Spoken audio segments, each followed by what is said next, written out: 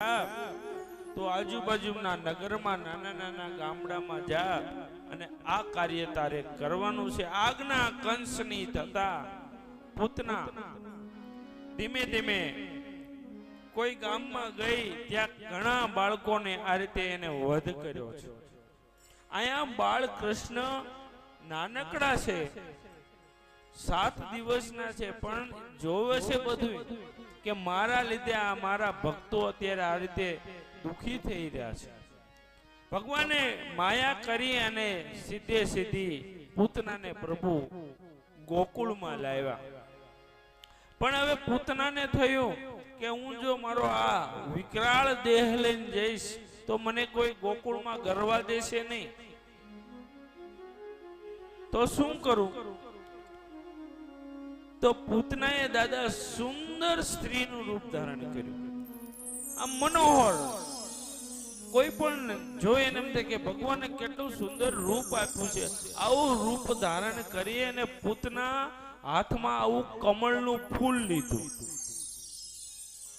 અને સાક્ષાત જાણે લક્ષ્મીજી હાલ્યા જતા હોય એમ ઈ ગોકુળની ગલીઓમાં પૂતના હાલવા લાગી. હતી પૂતના રાક્ષસી, રૂપ લીધું લક્ષ્મીજી જેવું સુંદર દિવ્ય. આમ આગળ વધી એટલે વળી ગોકુળમાં એક ગોપી આમ સામેથી પાણી ભરીને આવતી હતી. એટલે પૂતનાએ ઊભી રાખી કે એ ગોપી, તો કે હા, અહીંયા કઈ તમારા ગામમાં કોઈ નાનું બાળક હમણે જન્મ્યું? તો કે હા. ઓલી બિચારી ભાવમાં ભૂલી ગઈ કે મારે બધું કહી ન દેવાય, ને આપણે બધા એટલા ભોળા હોય ને કે ભાવમાં બધું કહી દે. એ આપણું ભોળ પણ છે ને, ભોળ પણ રાખજો. કદાચ આપણી હારે આમાં વાળા કરી હું કરો લેવા, આપણે થોડુંક નુકસાન જાય, બીજું શું કરી લેવાના? મૂળ તો એમ કે ટકામાં મેં ખવડાવી, અરે પણ ભલે ને ઈ રાજી થાય ને. હું તો મારો સ્વભાવ તો આવો હોય, કરીને આપણું કેટલું નુકસાન થાય,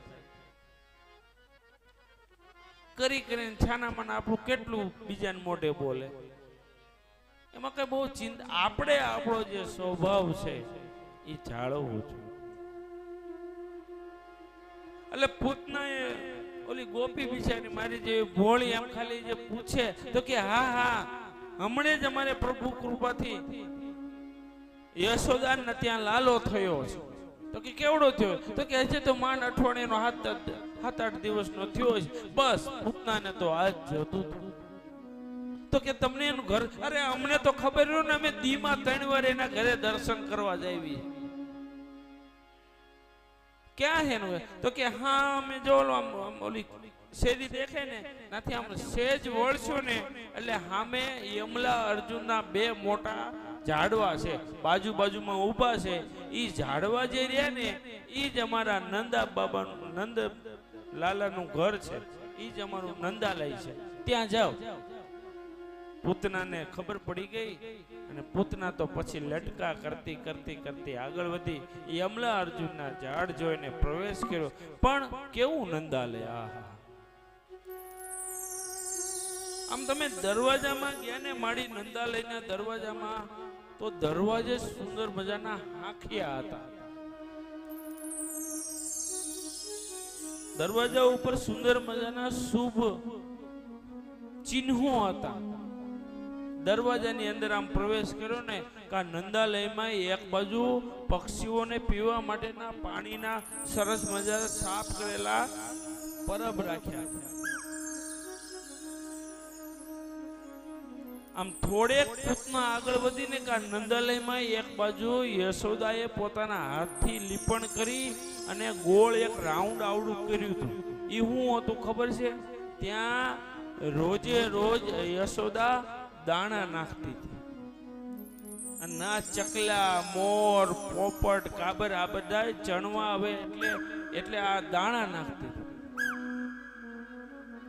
આમ નંદાલયમાં આગળ ગયા ને તો સરસ મજાની ગાયોને રહેવા માટેની વ્યવસ્થા કરેલ હતી. અનેક તુલસીના પૌધા વાવેલા હતા. અને ફૂલ છોડ હતા. એટલે પાછું આમાં આવું લખેલું નથી, પણ હું તમને કહું છું કે આપણે આપણા ઘરને નંદાલય બનાવવું હોય ને, તો આપણે આપણા ઘરને આવું બનાવીએ ને તો અવશ્ય કાનો ના આવે હો. આપણે આપણા ભગવાનની કૃપાથી જેટલું ભગવાને આપ્યું હોય એ પ્રમાણે આપણું મકાન હોય.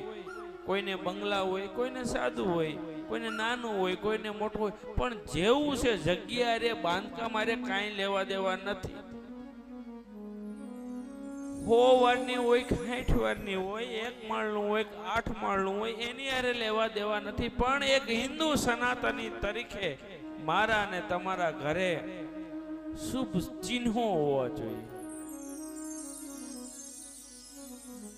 નાનકડું આપણું મંદિર હોવું જોઈએ, જેને આપણે પૂજતા હોઈએ એનું નાનકડું ગોખલો હોવો જોઈએ, મંદિર હોવું જોઈએ. આપણે હિન્દુઓ ભલે હું સમજુ કે ગાય તો આપણે બધા શહેરમાં ન રાખી શકીએ, પણ ગાય પ્રત્યે ભાવ તો હોવો જોઈએ ને. ગાય પ્રત્યે ભાવ હોય ને તો એ જ આપણી ગૌશાળા છે. આપણે ઘરે જગ્યા નથી મને ખબર છે, તેમ છતાં નાનકડું એક કુંડું રાખી દેવી. આપણે ગુજરાતમાં અત્યારે 45 ને 47 સેલ્સિયસ તાપમાન છે, તો આપણે એક નાનું એવું ઓલું અત્યારે કેવા સરસ મજાના મળે છે, અને ઘણી સંસ્થાઓ આવું બધું ફ્રીમાં આપે છે. ચકલીના માળા પરબ આવું આપે છે. તો આપણે એક નાનું એવું પરબ આપણા ઘરે ન રાખી શકીએ? એમાં આપણે રોજ પાણી ન પાઈ શકીએ? અને અત્યારે પાછી આધુનિકતા એવી કે ઓલી બોટલ હોય ને એમાં બાજરો ભીણવાનો, ઓલું આમ ચકલું ચણે એટલે પાછી આવી, થોડુંક ચણે એટલે નો ખરાબ થાય, નો બગાડ થાય. ચકલું આવે ને મારા ઘરે છે ને, એટલે મને હું જોતો હોય ક્યારેક એ ચકલું આવી અને આમ ચણે ને ઘડીક વાર એટલે ઓલું આમ દાણા પાછા હરે.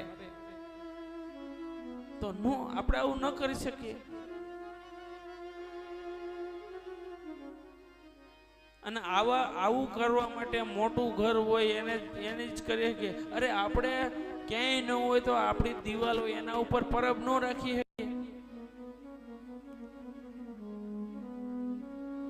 હાલો આપણે કેટલે ઝાડવા નથી વાવવા, યમલા અર્જુન નથી ઉગાડવા, પણ 2-5 નાના નાના તુલસીના છોડવા આપણે ન રાખી શકીએ? એકાદું ગુલાબ ગમતું હોય તો ગુલાબનું રે, કેવા તૈયાર મળે, કુંડા સહિત આપે ઉગેલા.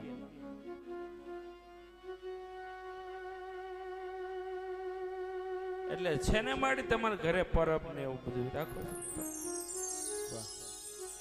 એટલે રાખતા જ હોય,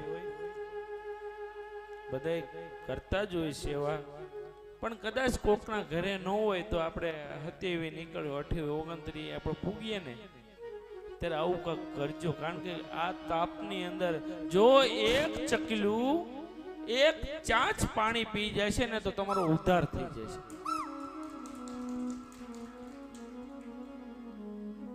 તો આવું આપણે કરીએ અને આપણા નાનકડા ઘરને હું અને તમે નંદાલય બનાવીએ તો કાનુડાને આવવું જ પડે, આપણે ગોતવા ન જવું પડે. પણ આપણે ગોતવા જઈએ છીએ, જે કરવાનું છે નથી કરતા. અને હાલો ગોકુળ મથુરા જઈએ ગોતી આવી, પણ ઓલો કેમ આવે? તું તારા ઘરને નંદાલય બનાવ, કાનુડો આવીને સામેથી આવી જશે. તો આપ સૌને વિનંતી કરીને આગળ વધું કે બીજું તો હું શું કહી શકું, તમે ક્યાં બધું મારું માનવાના છો એ ખબર જ છે. પણ આટલું તો તમે થોડુંક તો માનો ને કે ભાઈ આવું આપણે કરાય.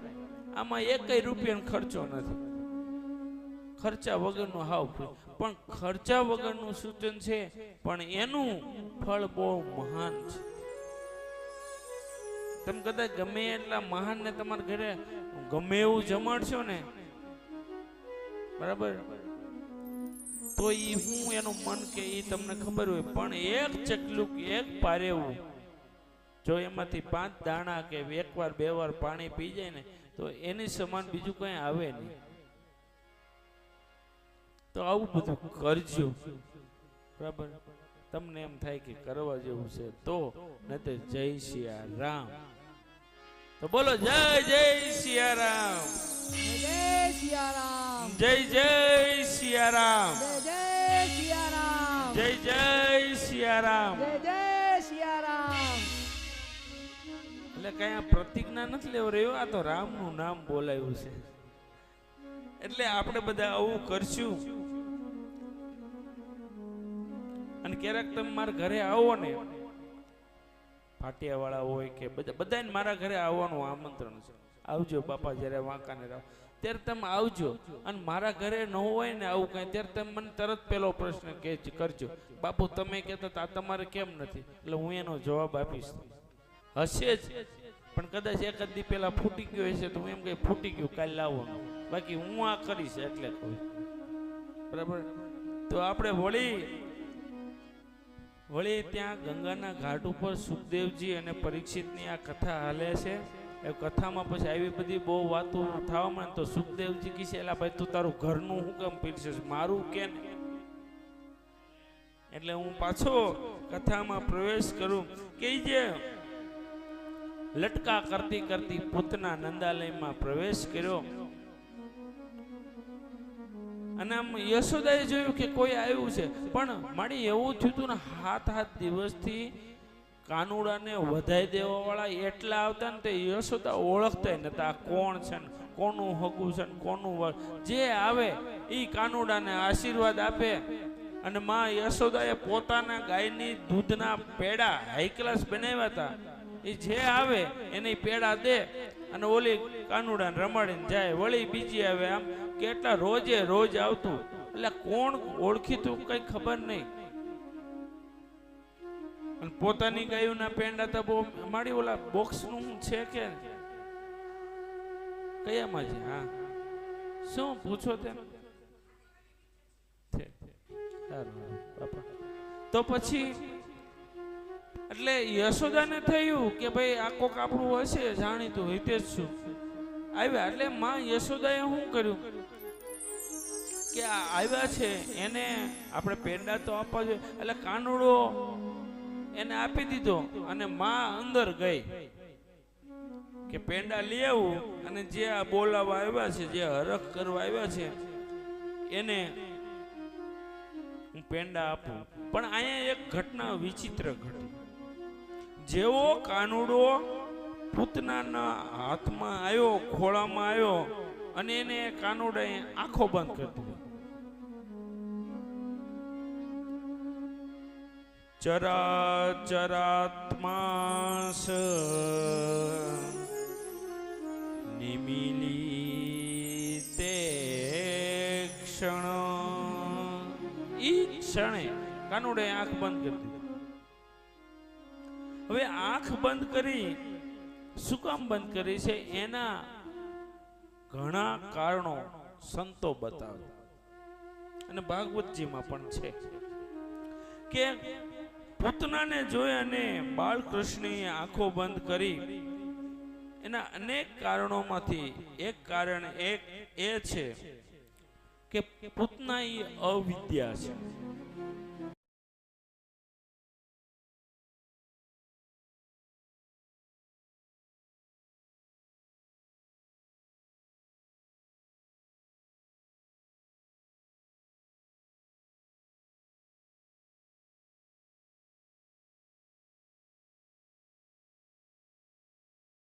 અને કદાચ આ જે છે એ હમણે પોતાનું અસલ રૂપમાં આવી જશે તો મારે જે લીલા કરવાની છે એ હું નહીં કરી શકું. જે માટે નિર્માણ થયું છે એ હું નહીં કરી શકું. એ પહેલા જ ઢળી જશે. એટલે થોડી વાર માટે હું આંખો બંધ રાખું તો આ થોડી વાર ટકે અને વ્યાસજીને જે લખવું ને એ લખાઈ જાય. એટલા માટે થઈને ઘડીક આંખો બંધ કરી. વળી કાનુડાને એમ પણ થયું દાદા કે મારા લીધે આ પૂતનાએ મારા ભક્તોને માર્યા છે, તો મારા ભક્તની હત્યા કરનારી આ હત્યારીની સામે મારી આંખો ન હોય એટલે કાનુડાએ એની આંખો બંધ કરી છે. પ્રભુને એમ થયું કે આજે મારી બાજુમાં આવી ગઈ છે ઈ જો હું આંખો ખોલીશ અને મારી આંખો નું દ્રષ્ટિનું તેજ એના ઉપર પડશે, જેના લીધે સીતારામ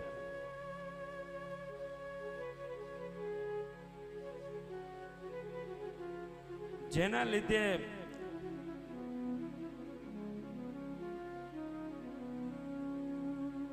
એને શું ગતિ મળશે? કૃષ્ણ પરમાત્મા બ્રહ્મ છે અને બ્રહ્મની એકવાર દ્રષ્ટિ પડી જાય તો એના હજારો કરોડો જન્મના જે તાપ હોય એ દૂર થઈ જાય છે.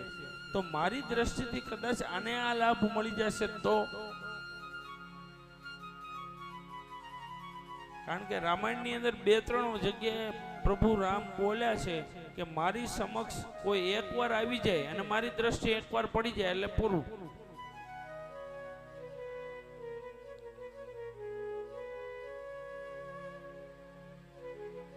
વળી રામાયણ યાદ આવ્યું. જ્યારે આપણે બધા આમ એક વાત કરીએ, કહી દો 2-5 મિનિટ. આપણે બધા કહીએ કે રામાયણની અંદર આમ નિંદા પાત્રો કયા કે ને કે આપણને ન ગમે એવા પાત્રો કયા, એટલે કોનું નામ યાદ આવે? કયો છે? બોલો બેન. મંથરા. હા, બરાબર બરાબર. હવે તમને હું કહું, તમે કથા સાંભળે પછી આ ભૂલ ન કરતા, કારણ કે મારી માં કઈ છે ને એ તો એટલી મહાન હતી ને કે એના કોઠામાં જ ભરત જન્મે. કઈ જેટલું કોઈ યશસ્વી નથી. અને તમને ઈ કહી દઉં, સ્વયં રામે વશિષ્ઠ, ભારદ્વાજ મુનિએ, વશિષ્ઠજીએ આ બધાએ વારંવાર રામચરિત માનસમાં કીધું છે કે કોઈ પણ વ્યક્તિ કઈની નિંદા કરશે ને એ નરકમાં જશે. ધ્યાન રાખજો. વ્યાસપીઠ ઉપર આવી બહુ ચર્ચા નથી થતી એટલે આપણે ભૂલ કરશે, એમાં તમારો દોષ હોતો નથી. પણ ખરેખર 3 થી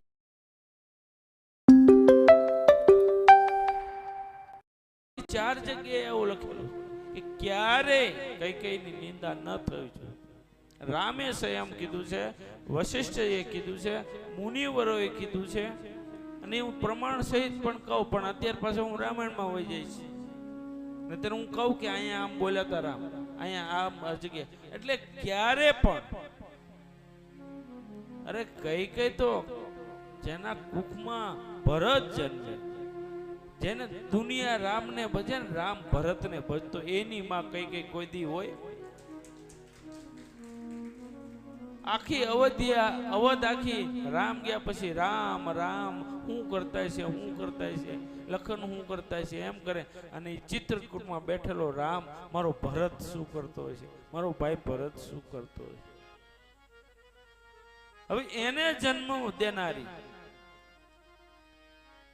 એટલે માં કઈ વિશે કદાચ તમે આમ સાંભળ્યું હોય ને આટલું ઓલું ન હોય, પણ ખાલી આખું રામાયણ નો કંઠસ્થ કરો કાંઈ નહીં, નો સાંભળો કાંઈ નહીં, પણ આ ભૂલ ન કરતા. અને બીજું પાત્ર આપણે કહીએ મંથરા. તો એની એક મેં સરસ કથા સાંભળેલી, હું કહી દઉં. એક દિવસ રામ પરમાત્મા છે, બરાબર ને? એમાં તો કઈ કોઈને વાંધો નથી ને. રામ સર્વજ્ઞ છે, રામ ત્રિકાલ જ્ઞાની છે. એટલે રામને ખબર હતી કે મારે હવે વનમાં જવું છે, અને વનમાં જાવ તો જ મારી લીલાઓ થાય ને. રામને ખબર જ હતી, કારણ કે સબરી રાહ જોતી હતી, કેટલાય રાક્ષસો રાહ જોતા હતા. અરે મારો હનુમાન રાહ જોતો હતો. એટલે પ્રભુને તો જવાનું હતું, પ્રભુને ખબર હતી. પણ બન્યું એવું કે પ્રભુ એકદમ સવારમાં નાહી ધોઈને આમ પૂજા પાઠ કરી અને ઈ કનક ભવનમાં આમ ધીમે ધીમે હાલતા હતા ને, કે હા મેં દૂર મંથરા ઊભી હતી, દરવાજા પાસે ઊભી હતી. દરવાજાની જે ઓલી આપણે હોય ને આમ બંધ કરવાનું, એમાં એની આમ આંગળી અને આમ પ્રભુ રામને આમ નિહાળતી જોઈ રે અને આમ પ્રભુ ધીમે ધીમે આવે, પણ ઈ ક્ષણે મંથરાને એવો આમ ભાવ થયો કે આ ઓલો રઘુવીર આવે છે, આવો મારો ભરથાર હોય તો, આવો ભાવ થયો સ્ત્રી સહજ. આટલું વિચારે ત્યાં સુધીમાં પ્રભુ રામ એની બાજુમાં આવી ગયા અને આમ કીધું, મંથરા, આમ ઝબકી ગયા. હા, તું શું વિચારતી નહીં મને ખબર છે. તો કે હા પ્રભુ, મેં આવું વિચાર્યું. તો કે તું શું વિચારતી ઈ તારે સત્ય કરવું હોય ને તો તારે મારું એક કામ કરવું પડશે. તો કે તમે જે કયો ઈ કરો.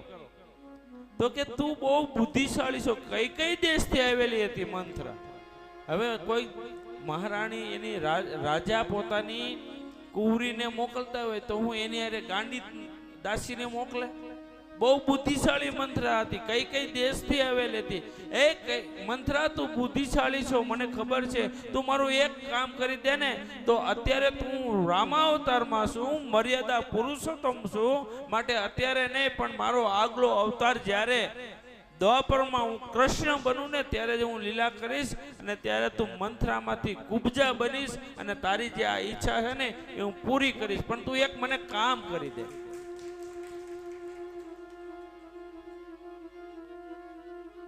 એટલે કે એમ કઈ હોય? તો કે હું, તો કે કાલે મને રાજા બનવાનું છે, તને ખબર છે? હવે હું રાજા ન બનું અને એની જગ્યાએ માને કોઈક વનમાં મોકલી દે ને એવું તું કરી દે ને તો હું તને આ કરું. એટલા માટે મંથરાએ બુદ્ધિ લગાડી અને કૈકેયીને મદદ કરી હતી. અને રામ પોતાના સ્વમુખે બોલ્યા, પોતાના મુખથી, કે મારી સમક્ષ કોઈ આત્મા આવી જાય તો એના વર્ષો વર્ષના પેઢીઓના જે તાપ હોય, જે પાપ હોય એ બધા ભસ્મ થાય. તો આ તો મંથરા એને દિવસમાં 10 વાર મારો રામ હામો મળતો હોય, આમ વાતું કરતો હોય, એ મંથરા કેમ પાપી હોઈ શકે? મંથરા કોઈ પાપી નથી. આ તો સરસ્વતીની, રામની ઈચ્છા, આ લીલા કાર્ય કરવા માટે થઈને આ બધું હતું. એટલે આ પ્રસંગ સાંભળ્યા પછી થોડું એવું, કારણ કે આપણે જાણતા નથી ને કોકની પાસેથી અધૂરું જ્ઞાન સાંભળ્યું હોય ને એટલે દોષિત આપણે થાય છે ને ઓલો છટકી જાય છે. માટે થોડું સાવધાન. એટલે અહીંયા પ્રભુને એમ થયું કે જો મારી આંખ ખુલ્લી હશે ને તો આને મારે કેવી દ્રષ્ટિ આપી, આને તો બધું મળી જશે. એટલે પ્રભુએ થોડી વાર આંખ બંધ કરી છે. પછી કૃષ્ણને એમ પણ થયું કે હમણે મને આ વિષ પાવાની છે. કડવી દવા બાળકને આપણે પાવીને આમ પકડીને તો બાળક આંખું બંધ કરી જાય ને, મમ્મી આમ દબાવે, આમ ગલોફા દબાવે ને આમ, ત્યારે બાળકની આંખો બંધ હોય. એટલે કૃષ્ણ ભગવાનને એમ થયું કે હમણે જ આપણે ઝેર પીવાનું છે તો આંખો બંધ કરી દેવી. અને પાછું કૃષ્ણ ભગવાનને શિવજીનું ધ્યાન કરવા માટે આંખો બંધ કરી. શિવજીનું ધ્યાન હું કામ કર્યું?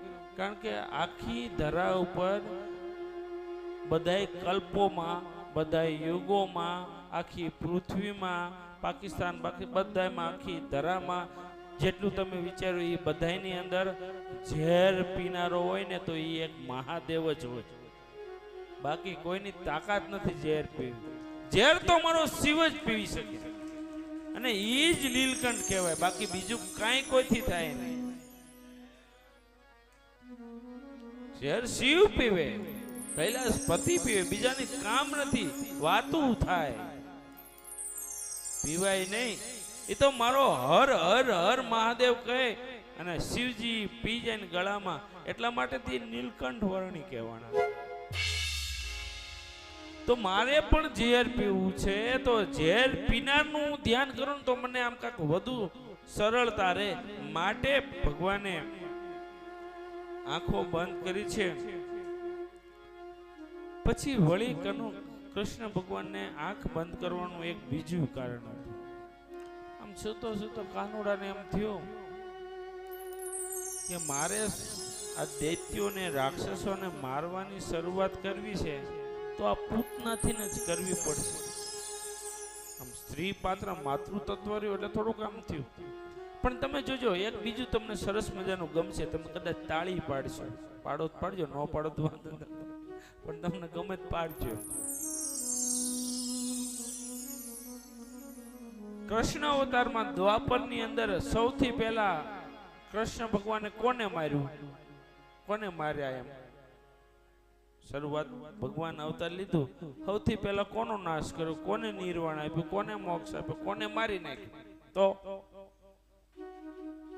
તો કોને મારી નાખ્યું?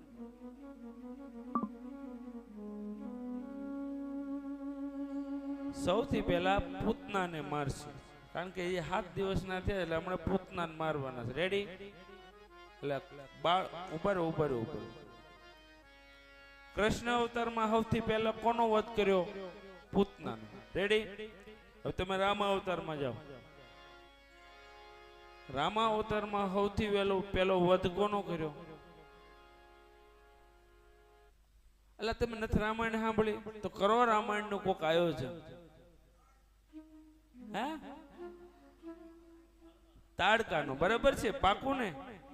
તો રામા અવતારમાં પ્રભુએ સૌથી પહેલા તાડકાને મારી, કૃષ્ણ અવતારમાં સૌથી પહેલા પૂતનાનો વધ કર્યો. શું કામ?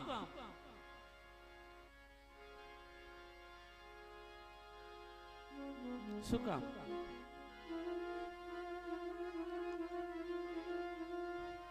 કારણ એનું એ છે કે પ્રભુ એવું ઈચ્છે છે કે રાક્ષસોને મારવા ને એના કરતા રાક્ષસને પેદા કરનારને મારવા જોઈએ. રોગને ડામવો એના પેલા રોગ શેનાથી થાય એને ડામવો જોઈએ.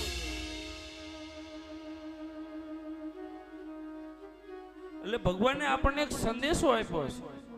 આ બધા સૂત્રો જીવનમાં ઉતારવા જેવા છે. કઈ પૂતનાને મારવી એટલે પછી કઈ ધડબડાટી બોલાવીને મારવી એમને. પૂતનાના ચરિત્રમાંથી પણ આપણે જો લેવું હોય તો આવું ઉત્તમ સૂત્ર લઈ શકીએ કે જે પાપને ઓછું કરવા કરતા પાપ શેના જ થાય છે ને એ જ ઓછું કરી નાખે તો પાપ થશે જ નહીં.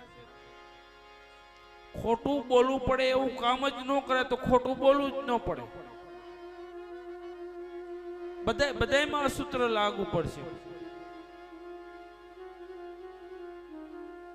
ખીચડીમાં પડે. ખીચડી એટલી બળવા જ ન દેવાય, કોલસો થઈ જાય. એમ તાડકાનો વધ કર્યો, પૂતનાનો વધ કરીને મારો ઈષ્ટ, મારો બ્રહ્મ મને ને તમને એ સંદેશો આપે છે કે રાક્ષસને મારવો એના કરતા રાક્ષસને જન્મ દેનાર છે. જેથી આ દૈત્ય ઉત્પન્ન થાય છે એનો નાશ કરવો જોઈએ. માટે થઈ અને પેલા પૂતનાનો વધ અહીંયા કર્યો, ત્યાં તાડકાનો વધ કર્યો. વળી આંખો બંધ કરવાનું એક કારણ એ પણ છે. પ્રભુને એમ થયું કે હમણે હું આને મારવાનો છું, હમણે ક્ષણમાં હું આ પૂતનાને મારી નાખવાનો, અને જ્યારે એ મરશે ત્યારે મરણ ચીસો જે પાડશે એ મારે સાંભળવી નથી. માટે હું મારી આંખો બંધ કરું. અને છેલ્લું કારણ, ઘણા કારણો પણ છેલ્લું કારણ કહી દઉં કે પૂતનાના ખોળામાં આવતા શ્રી કૃષ્ણ પરમાત્માએ પોતાની આંખો બંધ કરી. એનું એક કારણ એ હતું કે આ સ્ત્રી કોણ છે, એનો પૂર્વજન્મ કોણ છે, એનો પૂર્વજન્મ કયો છે કે આજ મને આ રીતે મારવા આવી. કયા આવા યોગ બન્યા છે? અને સંતો કહે કે પૂતના એ પૂર્વ જન્મમાં બલિ રાજાની પુત્રી રત્નમાલા હતી. બલિ રાજા જે ભગવાન વામનનો, તો એ રત્નમાલા હતી. અને રત્નમાલા જ્યારે ભગવાન વામન રૂપ લઈને આવ્યા, બલિ અને વામન ભગવાન જ્યારે આ વચન માંગવાનું, 3 પગલા માંગવાનું એ બધી વાત કરતા હતા ને, ત્યારે એ રત્નમાલા બલિની દીકરી થોડે દૂર ઊભી રહે અને જોતી હતી કે કેટલું સુંદર બાળક છે. ભગવાન મને આવું બાળક આપે તો હું પણ એને મારી છાતીએ છાપું. આ એનો ભાવ હતો રત્નમાલા. સમજાય ને? એનો ભાવ હતો. અને મારો હરી ગમે ના કામમાં હોય ને, પણ જે દિલથી એને યાદ કરતું હોય ને, એનું અલગ એનું કોમ્પ્યુટરમાં ટાઈપ થતું જ હોય. ના વામન ભગવાન આ ડગલા ભરવાના, વચન આપવું, આ બધી વાત હાલતી હતી, પણ એની નજર ત્યાં હતી કે રત્નમાલા વિચારે છે કે આને હું મારી છાતીએ છાપું. તો ભગવાને એ નોંધ કરી હતી અને એ નોંધ એને પૂરી કરવાની હતી. બીજું કે જ્યારે એ પ્રભુ વામન માંથી વિરાટ થયા, આપણે બધા કથા જાણો છો, અને મારે એ કથા કેવી હતી પણ ટાઈમ ને લીધે આપણે ટૂંકાવી નાખી, પણ બીજી ભાગવત હોય ને આવજો, સાંભળજો. એટલે પ્રભુ જ્યારે વામન માંથી વિરાટ થયા ને, અને પછી તો બલિ જોઈ રહ્યો કે આહા, આને કેમ મારે 3 ડગલા જમીન આપી. અને એ બલિ ગભરાઈ ગયો. ત્યારે રત્નમાલાનો ભાવ બદલ્યો પાછો. આ તો મારા બાપનો શત્રુ થઈને આવ્યો છે, મારા બાપનો દુશ્મન થઈને આવ્યો. તો રત્નમાલાને એમ થયું કે આ મારો પણ દુશ્મન છે. એટલે ભગવાને પાછી ઈ નોંધ કરી કે બેટા, તારો આ પેલું વચન હતું ઈ પૂરું કરીશ, અને તું મને શત્રુ ગણેશ ને તો હું તારી પાસે શત્રુ બનીશ. એટલે અહીંયા પૂતના બનીને ત્યારે એને એનું સ્તનપાન કર્યું, અને પાછી એને વિકરાળ બની એટલે એ શત્રુ બન્યો, અને એનો વધ પણ કર્યો. તમે જોવો મારા હરિની કેટલું આયોજન છે. તમે વિચારો, આપણે તો આમ કીધું અને ભૂલી જાય. લે તમે એમ મારું કામ કરો તો ભૂલી ગયો. 3 વાર કેવી પાણી આપો તો કે છે લે હું ભૂલી ગયા. ભલા 1 મિનિટ પહેલા કીધું પાણી આપતો કેમ ભૂલી જાય. હવે આ કથા જે મેં કીધી ને બલિની, એ સતયુગની છે, અને આ જે પુત્રની કથા છે એ દ્વાપરની. વચ્ચે 3 યુગ હોયા ગયા, તોય મારા કાનુડાને યાદ છે કે મારે આ કરવાનું.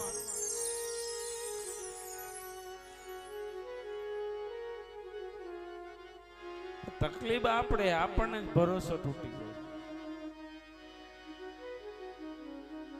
એને એ કઈ ભૂલતા જ નથી.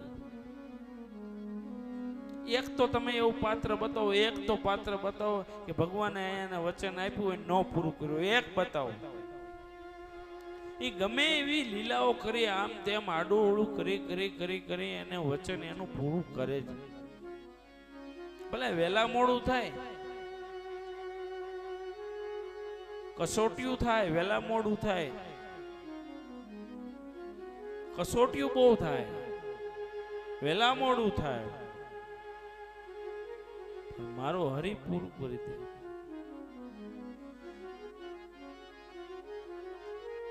આમ કસોટિયું થાય ને, કસોટી શબ્દ યાદ આવ્યો ને, કેટલા વાગ્યા? 11:30 વાગ્યા ને.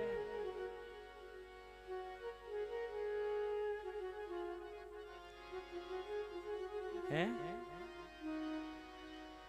આમ 11:30 થાય, પણ મને તમને બધાને કહું, કસોટી એટલે પરીક્ષા.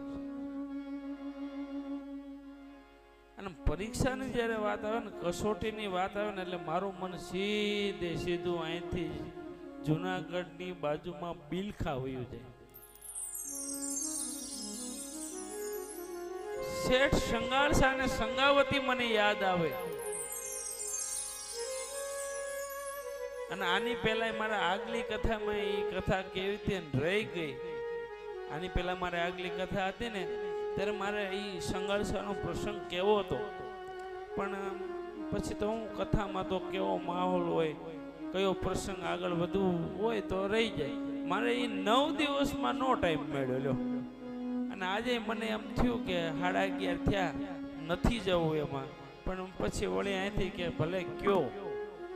અને મારું લખાણું હશે ને કે અહીંયા બેન સંગાળસાને યાદ કરવાનું હશે.